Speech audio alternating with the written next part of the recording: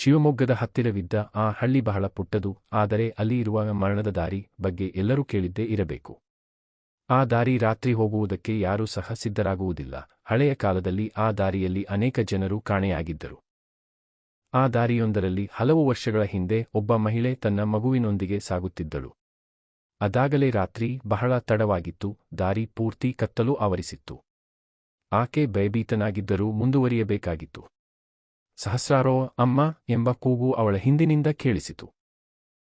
ಕಣ್ಣುಗಳು ಭಯದಿಂದ ದೊಡ್ಡದಾದವು. ಅವಳ ಮಗುವು ಕೈಯಲ್ಲಿ ಇತ್ತು.